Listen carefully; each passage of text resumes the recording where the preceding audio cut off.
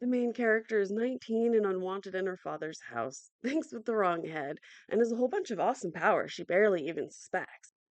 Hi, welcome back to Rachel Reads Science Fiction, where I'm Rachel and I read science fiction. Today I want to share with you Diadem from the Stars by Jo Clayton.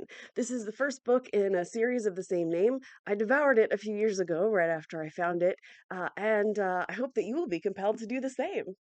As usual, I'm going to do a quick spoiler-free review, followed by a walkthrough of the book, and then a discussion.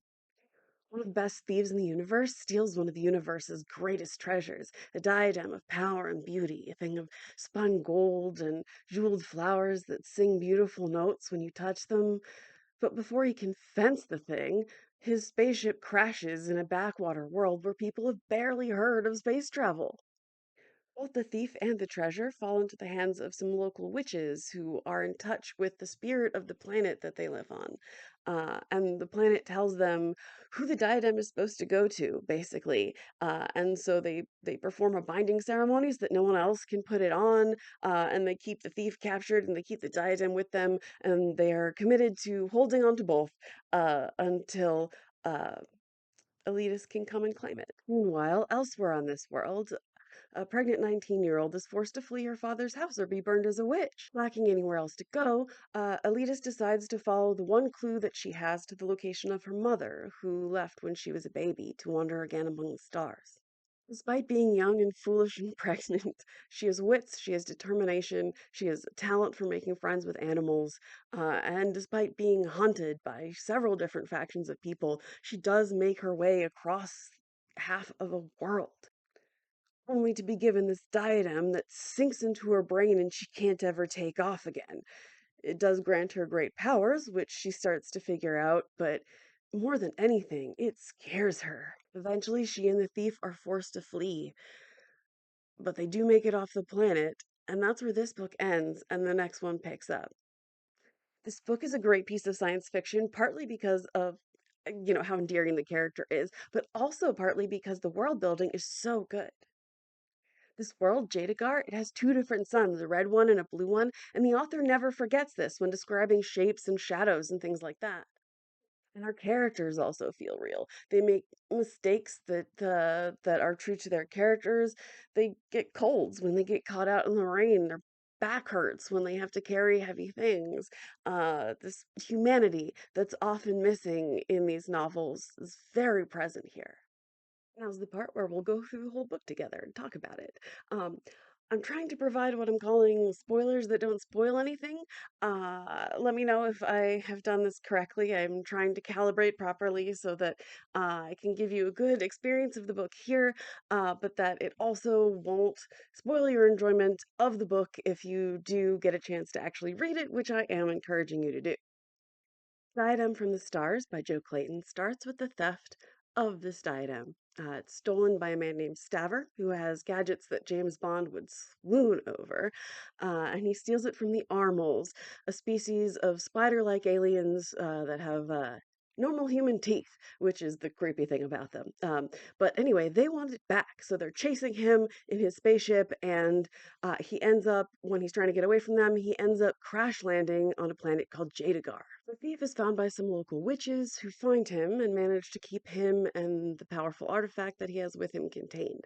Unfortunately, the damage has already been done. The fireball from his landing was seen over most of the world, including in the valley where Aleytys lives. The valley where she lives is half a world away, but close enough to see the ship coming in like a comet. It was a giant fireball, and this is seen as something of an omen for the people from this valley because of some events that happened about 20 years ago, which we'll learn about later.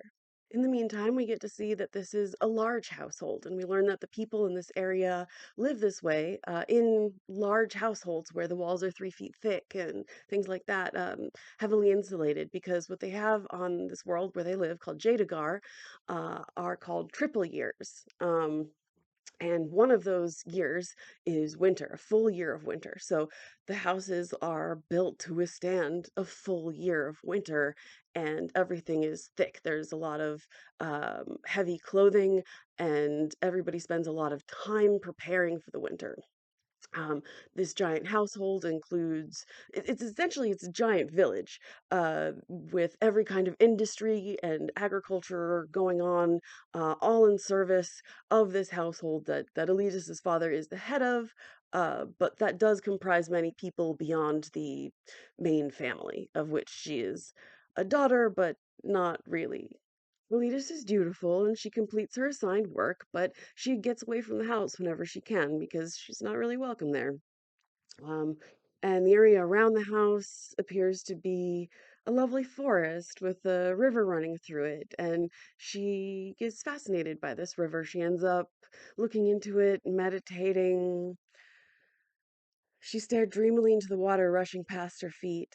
I looked into the river and it was like I melted. I felt a part of everything, trees, grass, water. Then it broke. The guy she's talking to when she says this is their local dream singer, Vajd. A dream singer is somebody who has prophetic dreams, can see beyond the ordinary, and is also sort of a local keeper of memory. And he's also twice her age, and she is in love with him. And he is, he's into her, but not nearly as into her as she is into him. And he is twice her age. And they are together, but they're together in secret. And she really wants to know, of course, like why everything is the way it is in her life. And she asks him, and he keeps telling her no until finally she shames him with, like, oh, well, so it's forbidden to tell me that. It was also forbidden to sleep with me, but you did that. So, like, oh, but I guess this, I guess that's okay. So she shames him into it, and he does tell her the story of her coming into existence. So, about 20 years ago or so, in the valley, they saw another one of those fireballs. Then a few months later, a merchant caravan shows up with a pale, red-headed woman wrapped in chains. Aleytys's father falls in love with her, buys her, takes her home, does you know what to her. And she gets so sick from this whole experience that she's in sort of a waking type coma for months and months, and does not wake up until she is already far along into a pregnancy. Aleytys's father, Yazdar, tries to get her mother, Shireen, to get rid of her. But Shireen responds by lifting a finger and immediately killing the doctor who was to perform the procedure with what looks like magic, and then says, so, you want to kill my baby to keep on using my body. I didn't ask for this baby, but it's mine. Nobody takes what's mine. I am Vry. She lifted her head proudly. Vry, I swear to you, if you so much as brush against my hand, you'll never be a man again for any woman. She flung out an arm, pointing at the gory shreds by her feet. I should put you with him. For our child's sake, you live. The child you want to kill. Bless her, Asdar. She has saved your life. On this frightening show of power, Shireen uses her power once again to call the whole household out where they can see her and hear her. And she lays upon them a curse, basically, saying, as long as my daughter lives in your house, this house shall prosper. But if harm comes to her while she is here, then utter destruction will come to this house and there will be no way to save you. When her time came, she gave birth to a daughter, just as she had said. She called the child Aleytys, which meant wanderer, she said. Her labor was long and hard, but her strength was too great to be drained. Asdar came in to see her, hoping that in her weakness he could conquer her once more. But she laughed at him, her face shining with the sweat of her travail. He swerved from her and bent over the child's cradle. When he reached down to touch the baby, Shireen laughed. A deadly weakness spread through his body, sending him crashing to his knees. He left hastily and didn't come near again. After this, since Yazdar is not coming around anymore, Shreem gets the opportunity to work on her own problem, which is that of getting herself off this dirt ball. She is a wanderer of the stars, and she does not want to live on the surface of any planet, no matter what. And so she searches the whole winter through in a great library. She and Vaj study together. He is completely in love with her and spends as much time as possible with her as he watches baby Aleytys play on the floor, and eventually Shireen finds what she's looking for, which is the coordinates of a crashed ship where she can go and find a radio or an emergency beacon or something and get herself picked up and taken home. Shireen writes a letter telling Aleytys how to one day go on this journey for herself. She leaves it with Vajt and tells him give it to her when the time is right, and then sets out on a course for her own freedom, and nobody on Jaydugar ever sees her again. Aleytys manages to get this story out of Vajt, who is, let's remember, her lover. And the thing that she freaks out about is, oh my God, you don't love me. You love my mother, and I'm just what you could get. And like he spends a whole bunch of time reassuring her, blah blah blah, and it's like, yeah, of course this is her priority. She's 19 and she loves this guy. He also tells Aleytys, oh, by the way, I'm gonna get you pregnant tonight, and someday our son is gonna rain fire and blood upon this valley, and yay. But honestly, Aleytys is just really happy about the idea of having a child with this guy that she loves, and she enthusiastically participates in getting pregnant. Anyway, Vaj comforts her and gives her the letter from her mother, and tells her the fireball that we've all recently seen in the valley, it's reminded everybody of this story of your origin, and that's why everything's really tense and stirred up in the valley. And I'm really worried that you might have to flee. I'm very concerned that they may have found a way to actually do you harm this time, a way that they feel like they can get around your mother's curse. Cletus goes home, holds up, and reads the letter from her mother, which starts with basically, I love you, honey. You're the best thing I've ever done, but I'm not coming back for you. You have to come find me. We're wanderers, we Vrya, spacefarers. It's a proud name, child, a grand thing to be a Vrya of Vrithian. The stars are our sea marks, the universe our home. To be trapped on a single world? The very thought makes my hand shake. I have to get back, Aleytys. I've no choice. If you have anything at all of me in you, you should be raging to get out of that day and day and day agony of boredom with all those blind and deaf clods stifling you. Enough of this. When you can't stand the valley any longer, come find me. I hope I scared them enough so you weren't given to some earth crawler. Come find me. It won't be easy, but you'll get there if you've enough Rye in you. Enough Rye. That's the question. Aleytys, there aren't many Rye world-bound hybrids around. We're proud of our blood and chary of spreading it around. However, with this limited data source, here's what you could expect. Chances are your life will be extended considerably beyond what's normal for your father's people. Memory, faster than ordinary reflexes, a thirst amounting to an obsession for knowing, an instinct for constructs, machines of all kind, a translating ability. You learn new languages in minutes rather than weeks, strength of body beyond the ordinary, at least among people of comparable planet size, and endurance. I could extend this list for pages, but you'll find out from living what you got from me, and from your father's people, those dream singers of yours. There's a strong Esper strain in your people. I am Shireen Atanathan of Varithian. That means, my dear, that I was born to Clan Tenoth on the world Vrithian, which swings around a sun we called Avanar. I won't say where that is. Too many greedy men want to know. Essentially, here are some and she gives her some coordinates and is like, go here, talk to a guy, convince him that you are Vry and my daughter, and he will be able to contact another Vry to come pick you up and bring you to me. Uh, but a final word, don't come to me if you're too like your father. I only want you to find me if you're like me. And I only want you to come find me if you're like me, because if you're not like me, you'd have no place on Brithian. We're a claustrophobic race. Ties turn us vicious like trapped rats.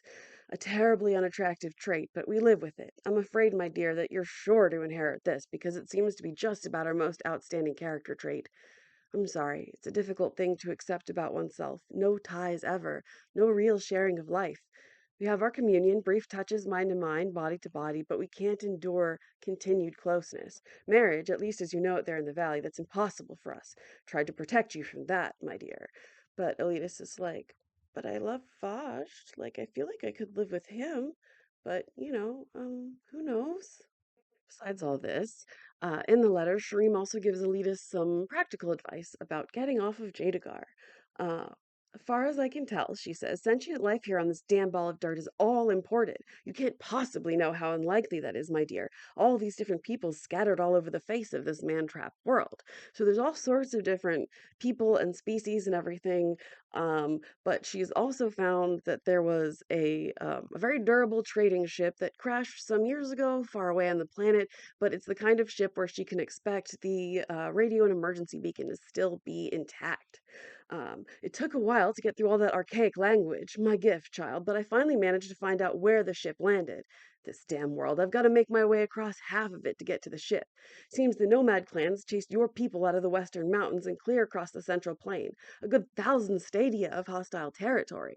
The letter contains instructions for how to make this journey, which way to travel, how to cross the mountains, and then from there, you go to the trade fair where the caravans and the nomads meet. The only place where these gentle people, the nomads, I mean, meet strangers without slaughtering him on the spot.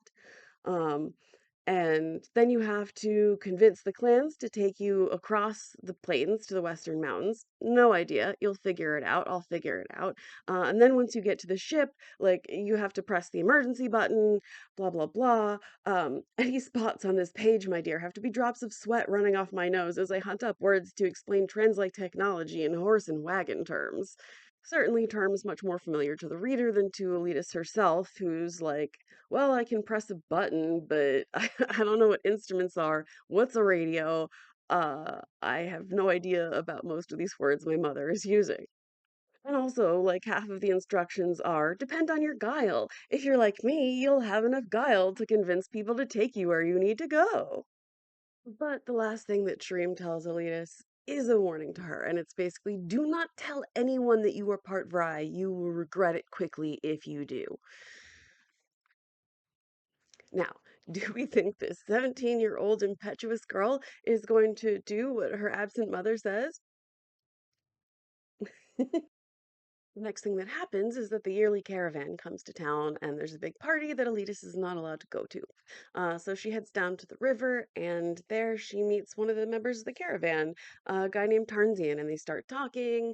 And then all of a sudden, she feels something strange in her mind, like a penetration, and then something in her resists, and she realizes, oh, this is something he's doing. This is something he's doing with his mind. I bet I can do it too. Teach me. And she convinces him to teach her, and he has been so beaten down that like he's just afraid of everything. And she is able to learn this power to like sort of touch and control animals and control what they feel and see through their eyes and stuff like that. And she's so delighted by this that she doesn't realize until she gets hit with one that there's a little boy there throwing stones at them.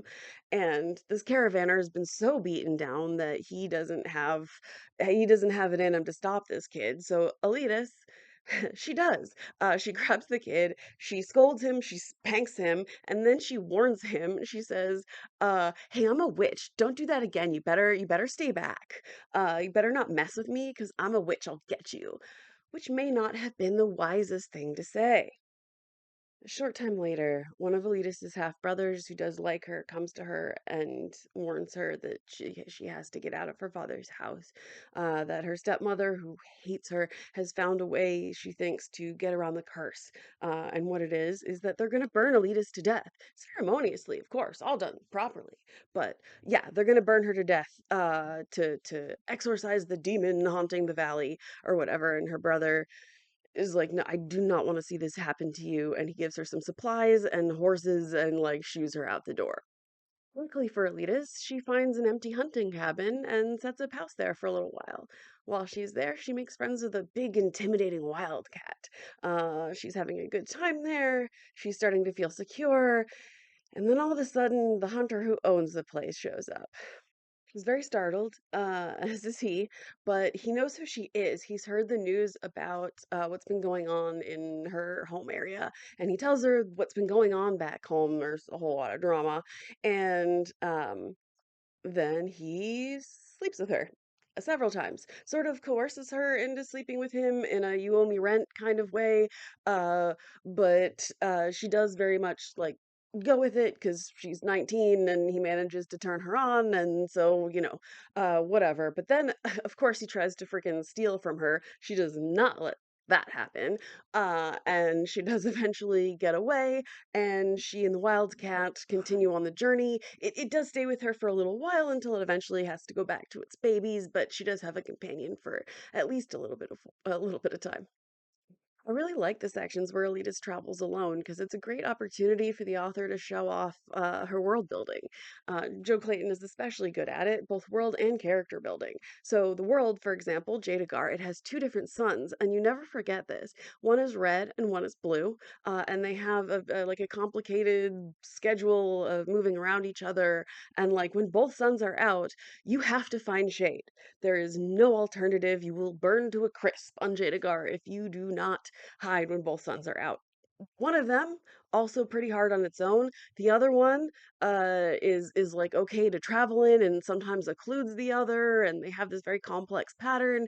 And so whenever Jo Clayton describes stuff, it's always like, oh, this is red in this light, or this is blue in this light, or both suns are out and it's purple out, and the shape of the shadows changes. I also like how Aleytys herself is very human, and like she gets caught in the rain, she gets a cold, she carries something heavy, her back hurts. She talks to herself and her animals because that's what people do. Anyway, yeah, like I said, I really enjoy this section of the book, but it does not last all that long. This is because she gets caught. Um, People from her father's house were hunting her, but they were unsuccessful.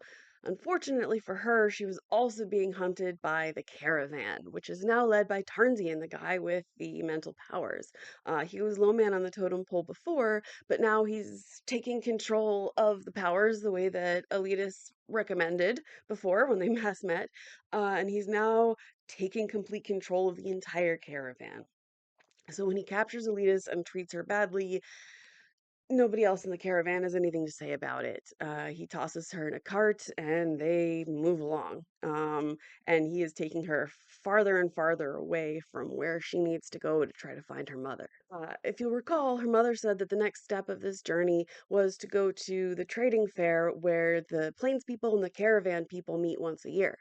Tarnzian has turned them away from this fair, but Aleytys does manage to escape and make her way over to that area, with Tarnzian just behind her. Like it is a harrowing escape. It takes many weeks, and it is just awful on her body and her mind. She has barely any food. She reaches the area and nobody's there yet. Which means there's nobody there. There's nothing. It's an empty field, and she is afraid that she is going to starve to death, or that Tarnzian is going to catch her. And she reaches this point, and she just sort of sits down, and she's like, "Oh, is this it? Is this the end?" Luckily for Aleytys, this is when the Plains Witches show up. They have mental powers of their own, so they help her drive away Tarnzian, and she is finally a little bit safe. They feed her and care for her, bring her back from the brink of death, and she begs them to take her with them, and they say, yes, yes, yes, we'll help, but first you must accept this gift. And they give her the diadem. Alita looked at the shimmering beauty in her hand and smiled involuntarily as the spell from the diadem spun around her mind and wiped away everything else. She lifted it carefully, afraid of bending the fragile threads. The flowers fitted around her head in a glowing wreath, while the twin sprays of leaves curved down over her ears. She brushed her fingers across the flowers and laughed joyously as her body acted like a sounding board for the music. She jumped up, smiled at the women, and danced around toward the river, intending to see her reflection in the water. Before she had taken 2 steps, pain drilled through her brain, blinding pain like white-hot needles. She screamed, dropped to her knees, clutching her head, then lay flat out, writhing on the rough granite. The diadem chimed a lovely tune. And then Alita's blacks out and starts having visions of the past, the present, the future, and she is just completely disoriented and scared, and she has no idea what's going on. When Letus wakes up, she finds a few things to be different. The diadem seems to have sort of shaken loose some of the genetic gifts that she got from her mother and perhaps from her father as well. One of the things that her mother said she would be able to do if she was a Vry like Shireen was to learn languages in minutes. And it appears as though that has happened because when Elitis wakes up, she can speak the language of the plains people. So when she wakes up, the diadem has disappeared. It's still there on her head, but most of the time it can't be seen or felt, which is very handy for Aleytys because it allows her to do stuff like wash and brush her hair. And it also means that she's not immediately identifiable to any stranger as a wearer of this diadem, which is going to be helpful in the days, months, and years to come. Now, at this point, Tarnzian had been driven away mentally, but not physically. And at this point, he shows up physically and jumps Aleytys when she is alone. But her body just sort of starts moving.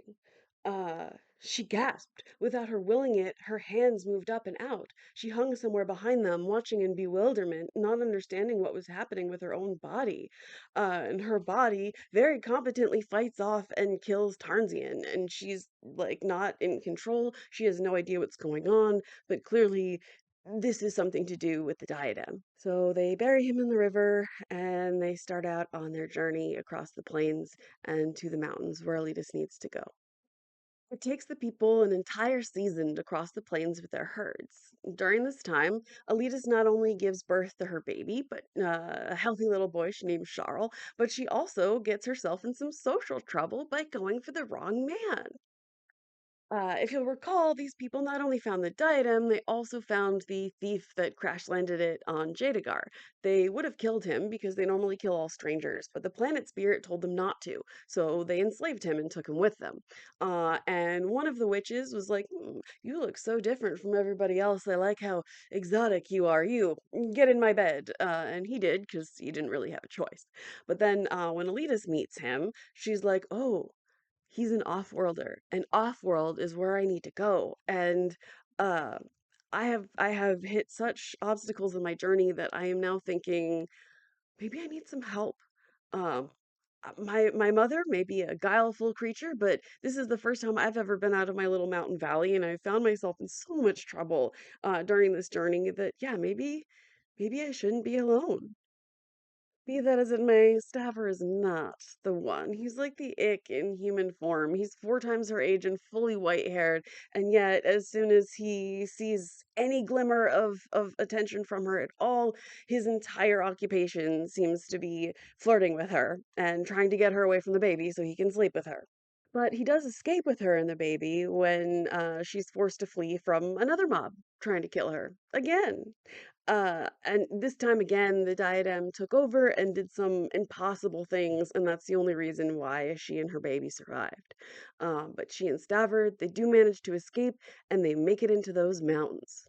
Throughout Diadem from the Stars, Elitis has consistently made one specific mistake, and that is trusting the older men who want to sleep with her.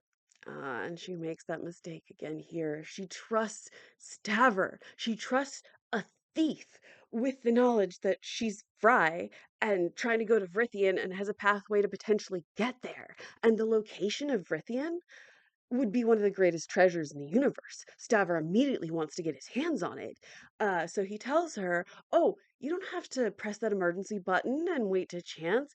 I will go up into the ship. I'll just use the comm and I'll call a friend of mine who has a ship and she'll come pick us right up. And Elias is like, Oh, okay, sure. Yeah, go for it. So that's what happens. He calls his friend with the ship, she comes and picks them up, and just like that, Aleytis has finished the first part of her quest to find her mother. She's made it off of her homeworld. Unfortunately, her choice to associate with these people instead of hitting the emergency beacon has disastrous consequences that will follow her for the rest of her life. That's a conversation for another day because this is the end of Diadem from the Stars. Please like, comment, and subscribe and let me know if you would like me to go through the next book in the series the same way I went through this one. The next book is called Lamarcos, and it has to do with a criminal job that the lady with the spaceship recruits Stavro and Elitis for because she's not giving out rides for free, you know? Uh, so yeah, let me know. I would love to share that book with you as well and to have a discussion about this book. I'm really curious to know if anyone else has read it and what you think about it. And I also really would love to share the rest of the series with you because Alita's may be 19 and dumb in this book, but she doesn't stay that way. One of the things I like the most about this series is the fact that we actually get to watch Alita's grow up in a way that I find convincing. She has completely different wants and desires at the end of the book than she at the end of the series than she does at the beginning. And part of that is from all the things that she's learned and all the skills that she's gained. She's no longer an innocent mountain girl. She becomes a hunter and famous universe wide and very cool. And yeah, and I would love to share that with you. So please let me know. And in the meantime, please have a delicious day.